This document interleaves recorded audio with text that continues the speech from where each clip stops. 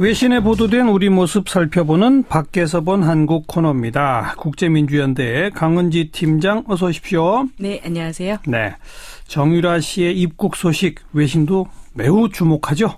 네, 매우 주목하고 있습니다. 네. 그 외신에서도 보면은요, 정유라 씨 그 입국할 때 한국 국내 언론이 이제 다 생중계를 했잖아요. 네. 외신에도 거의 실시간으로 올라왔고요. 또 그 정유라 씨가 이제 송환돼서 덴마크를 떠났다라는 얘기가 들리고 있다라는 것부터 외신에서 보도를 하기 시작을 하더라고요. 네. 그래서 쭉 여러 가지 보도가 나오고 있는데요. 제목을 보면 외신에서 이야기를 할 때 이 정유라 송환 소식을 전하면서 다시 한번 예전에 많이 들었던 최순실과 박근혜 그 게이트를 가리키면서 나왔던 표현들이 다시 또 반복되는 것들도 또 볼 수 있었는데요. 예. 예를 들면은 AFP 통신에서는 이 소식을 전하면서 그 한국의 라스푸틴이라는 표현이 다시 한번 제목에 등장을 했고요. 최순실. 네. 예. 그래서 정유라를 소개를 할 때 아무래도 정유라라고 하면은 독자들이 모를 테니까. 특히 외국 사람들은 모르겠죠. 그렇죠. 그래서 이렇게 해서 정유라를 소개를 하면서 제목에서부터 면 그 박근혜 전 대통령의 최측근, 한국의 라스푸틴. 그 사람의 딸이다. 네. 이렇게 해서 소개를 하고 있습니다. 예. 뉴욕타임스에서 이제 보도한 내용을 보면은요. 이 정유라에 대해서 설명을 이렇게 딱 설명을 합니다. 그 최순실이 박근혜 전 대통령과의 영향력을 이용해서 딸인 정유라의 경력을 만들고 또 정말 사치스러운 생활을 누릴 수 있도록 지원해 줬다라는 사실이 알려지면서 사회 불의에 대한 국민적 분노를 한 몸에 모으는 피뢰침 같이 됐다. 정유라가. 국민적 분노를 한 몸에 모으는 피뢰침. 네. 네. 그래서 이 정유라가 왜 특히 이렇게 미움을 받았는지, 분노를 사게 됐는지에 대해서 이제 설명을 하는데요. 예. 아무래도 가장 대표적인 게 그 페이스북 메시지였죠. 돈도 실력이다. 네, 그렇습니다. 그래서 이 말이 심화되는 경제 불평등의 와중에 국민의 분노에 불을 지폈다. 그리고 그렇죠. 그래서 정유라는 부모의 힘을 이용해서 법 위에 군림하는 인맥 좋은 집안 자녀의 상징처럼 등장을 했다라고 이야기를 하고 있고요. 예. 그리고 또 이제 특히 젊은 층에서 분노했던 이유 아무래도 이제 이대 부정 입학 얘기가 가장 컸죠. 그렇죠. 그래서 그 부분을 외신에서도 다 짚고 있습니다. 뉴욕타임스는 이렇게 설명을 해요. 경쟁이 너무나 치열한데 이 입시를 통과하기 위해서 한국에서 한국 학생들이 수년간 정말 공부에만 매달리는데 여기에 이대 부정입학 소식이 특히 분노를 일으켰다. 그런데 정작 인천공항에서 기자회견을 한 정유라는 너무나도 태연하게 자기가 전공이 뭔지도 몰랐다라고 이야기를 하더라. 대학 갈 생각이 전혀 없었다. 네, 이렇게 설명을 하고 있고요. 예. AP통신에서는 뉴욕타임스의 제목은 뭐라고 붙였어요? 뉴욕타임스 제목은요. 한국에서 그 한국 스캔들의 악명 높은 인물이 송환됐다. 네. 그리고 AP통신 또 이제 여기도 제목은 그 한국 스캔들의 이제 그 핵심에 있는 여성의 딸이 송환됐다 이렇게 돼 있는데요. 네. AP통신에서는 정유라를 이렇게 설명을 합니다. 아마도 한국에서 가장 혐오받는 20살 청년일 것이다. 한국에서 가장 혐오받는 20살 청년. 한국인들이 가장 혐오하는 20살 청년. 예. 이렇게 설명을 하고 있고요. 그래서 마찬가지로 이제 삼성에 후원을 받았다, 이대 입학에서 특혜를 받았다, 이런 혐의가 대중의 분노를 불러일으켰고, 그래서 박근혜 전 대통령 탄핵으로까지 이어졌다. 그리고 대학생들이 이제 자신들이 치열한 경쟁을 뚫으려고 노력하는 동안 정유라는 부와 인맥으로 엘리트 학교에 무임승차했다는 것에 대해서 분노하고 있다라고 하면서 지난해 11월에 이 한참 촛불 집회가 진행될 때 그 촛불 집회에서 만난 고등학생 문정주라는 고등학생의 말을 인용을 합니다. 우리는 좋은 학교 들어가려고 피땀 흘리면서 공부하는데 정유라에게는 이 모든 것이 너무도 쉬웠다는 사실에 절망했다. 네.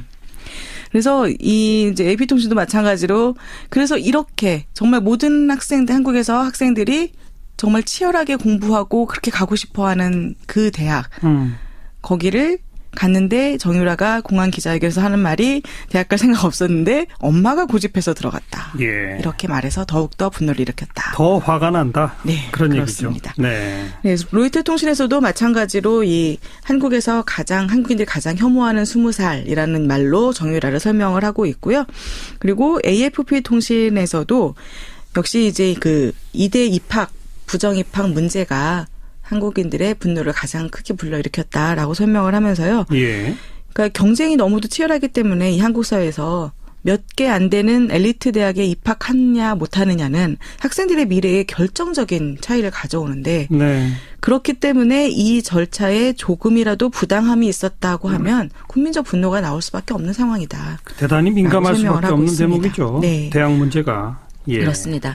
그리고 이제 AFP 통신은 더 나아가서 이제 이번 스캔들을 다루면서 이제 외신에서 많이 보였던 시각이죠. 과연 이것을 계기로 해서 한국의 오랜 정경유착 문화 해결될 것인가라는 건데요. AFP 통신도 지금 이 박근혜 최순실 지금 재판이 진행 중인데 이 재판을 통해서 수십 년간 이어져 온 이 정경유착 문제, 이 문제가 새롭게 드러날 수 있을 것으로 사람들이 기대하고 있다라는 네. 전망까지 같이 전하고 있습니다. 네. 외신들도 그 입국하면서 공항에서 한 발언을 주목하는데 네, 철저히 계산된 발언입니다. 사실. 그렇죠. 모든 것은 나는 책임이 없고 네. 책임이 있다면 전부 엄마 탓이다. 뭐 이렇게. 네, 외신에서도 그래서 그 발언을 그렇죠. 사실 다 소개를 했어요. 그래서 그 엄마와 박근혜 전 대통령 사이에서 무슨 일이 있었는지는 나는 모른다. 나는 억울하다. 그러니까요. 네, 이런 표현을 다 소개를 하고 있습니다. 네. 자, 정유라 소식 정리해봤고 지금 사드 4기가 더 들어와 있다는. 네, 근데 왜 보고가 안 되느냐. 진상조사 지금 뜨거운 쟁점입니다. 그렇습니다. 외신도 이거 역시 주목하죠? 네, 아무래도 또 미국 언론 쪽에서 굉장히 주목을 하고 있는데요. 예. 그 통신사 쪽에서는 이제 기본적으로 이 상황이 어떻게 발생했는지 이런 부분에 대해서 좀 자세하게 설명을 하는 쪽으로 가고 있다면 경과 과정을. 네. 예. 미국 그 주요 언론에서는 이제 여기에 대해서 이제 분석을 덧붙이는데 먼저 이제 그 통신사에서 나오는 보도들을 보면은요. 로이터 통신에서 이 내용을 이제 그대로 보도를 하면서 근데 이 로이터 통신에서 이제 강조하고 있는 거는 미국 국방성의 입장은 사드 배치와 관련해서 한국 정부에 지금까지 다 아주 투명하게 진행해 왔다. 그렇게 공식 발표를 했죠. 네. 예. 그래서 그 부분을 이제 설명을 하고 있고요. 예. 그리고 이제 그 로이터 통신에서는 중국의 반응도 이제 설명을 합니다. 중국 외무부 대변인이 이제 심각한 우려를 표하면서 사드 철회를 재요청했다라는 걸 설명을 하고 있고, 지금 이 문재인 대통령이 그 진상조사를 지시한 것이 한중 관계의 긴장이 완화되는 조짐이 나오는 가운데 이런 일이 이제 좀 진행되고 있고 네. 또 한편으로 일본의 아베 총리도 북한의 핵이나 미사일 프로그램 억지를 위해서 중국과 함께할 의사가 있다고 밝혔다. 그래서 지금 이 통신사에서도요 보면은 이 문제를 가지고서 한중 관계, 한일 관계, 한미 관계까지 같이 짚는 것을 알 수 있습니다. 그렇죠. 네. 그래서 이제 로이터 통신에서는 이어서 그 후속 보도로 문재인 대통령이 지금 방한 중인 미 상원의원 딕 더빈 상원의원에게 이렇게 이야기를 했잖아요. 사드 관련 조사 지시는 순수히 국내적인 조치인 것이고 기존 결정을 변경하거나 미국이 어떤 메시지를 보내려는 것이 아님을 명확히 하고 싶다라는 예. 발언을 했다라고 그렇죠. 하면서 문재인 대통령이 사드 배치 중단을 의도하고 있는 것은 아니라는 점을 처음으로 명확히 밝힌 발언이다라고 의미를 찾고 있습니다. 예. 그리고 AFP 통신에서도 이제 이 소식을 전하면서요. 여기서 이제 약간 어떤 의미로 해서 이 문장을 썼을까라는 거에서 좀 궁금함이 드는 문장이 있는데, 그러니까 군에서 이 추가 배치에 대한 추가 발사대에 대한 정보를 누락한 이유, 그 구체적인 이유가 밝혀지지는 않았지만 그런데 문재인 대통령은 좌파 성향이고 과거 사드에 대해서 부정적인 의견을 표출해 왔었다. 예.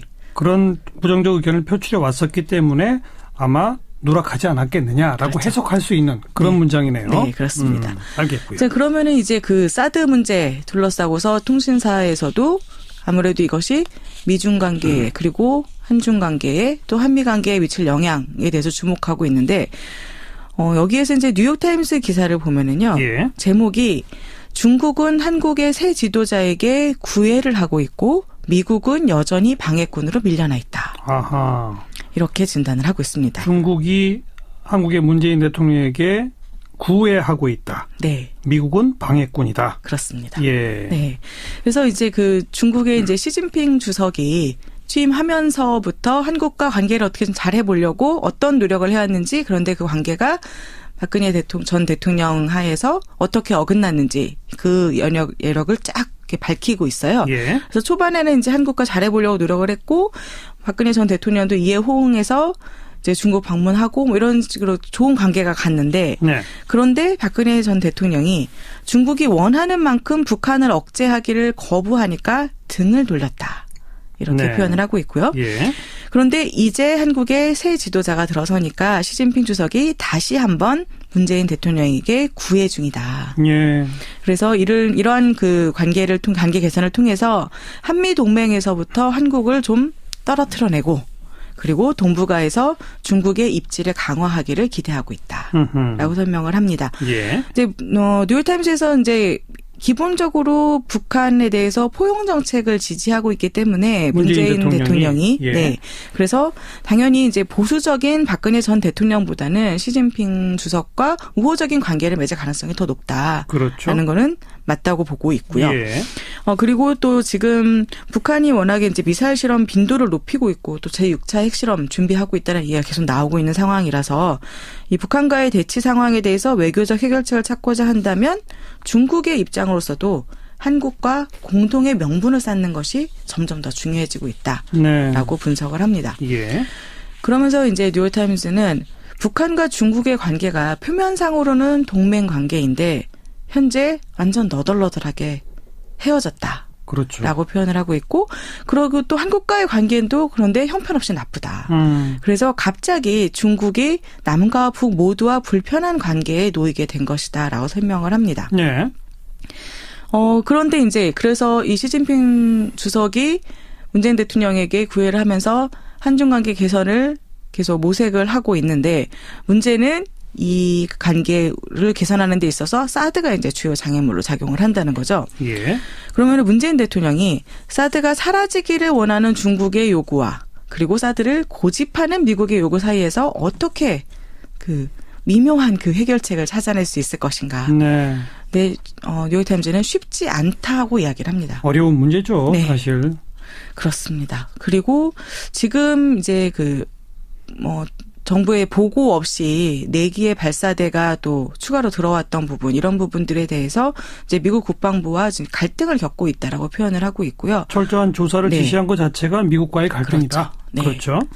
그런데 지금 이제 행보를 보면은 그러면은 추가로 4기가 더 배치되는 거에 대해서는 문재인 대통령이 이제 거부하고 있다라고도 볼 수 있을 텐데 그런데 이런 새 장비가 들어오는 거를 거부하는 것만으로는 중국을 만족시킬 수 없다라는 것이 뉴욕타임스의 분석이에요. 예. 그래서 중국 런민대학교 국제관계학 교수 챙 시아오의 말을 인용을 해서 중국이 이걸로 만족하지 않고 한국에게 일본이나 미국과의 3자 동맹에 가담하지 말라고 요구할 수도 있다는 거죠. 네. 그러면은 이런 상황에 되면은 그 문재인 대통령이 어떤 선택을 할 수 있을 것인가에 대해서 이제 어려운 문제가 될 수밖에 없다는 거고요. 예. 그리고 또 중국 국방부에서 근무했던 군비 통제 전문가란 우 씨는 이렇게도 얘기를 합니다. 중국이 한국으로 하여금 사드 포기를 설득할 수 있을 것이라고 보지 않는다. 그러면 사드 포기를 설득할 수 없다면 중국은 어떻게 할 것이냐. 중국의 다음 행보는 그러면 더 많은 핵무기 마련으로 갈 것이다. 그렇겠죠. 그런데 공개적으로 하지는 않을 것이다. 비밀리에 더 많은 핵무기를 마련할 것이다. 네. 예. 결과적으로 이렇게 되면 사드를 둘러싸고 이 갈등이 그냥 추가 장비 반입을 막는 것만으로는 중국과의 관계 개선이 쉽지 않은 상황이 될 것인데 그런데 뉴욕타임스가 보기에 중국이 지금 원하는 것은 그럼 무엇이냐. 이 사드 문제를 제기하면서 예. 원하는 것은 지금이 이제 미국과 한국의 사이를 틀어지게 만드는 데에 아주 좋은 시기라고 생각하고 있다는 거예요. 그래서 박근혜 전임 대통령이 있을 때보다 지금이 문재인 대통령이 있는 지금이 그리고 미국의 트럼프 대통령이 있는 지금이 그 중간에 잘 이간질을 하면 한미 관계를 틀어지게 만들 수 있는 좋은 기회가 될 것이다. 라고 예. 이제 그것을 또 이용하고 있는 것 같다라는 것이 이제 뉴욕타임스 분석인데요. 미국의 그 방송사인 CNBC에서는 여기에서 더 나아갑니다. 어떻게요? 이 분석에 대해서요. 그러니까 지금 문재인 대통령이 그 사드 발사대 추가 배치 뭐 이런 거 진상 조사를 지시하고 뭐 이런 것들에 대해서 이 CNBC는 어떻게 표현을 하냐면요.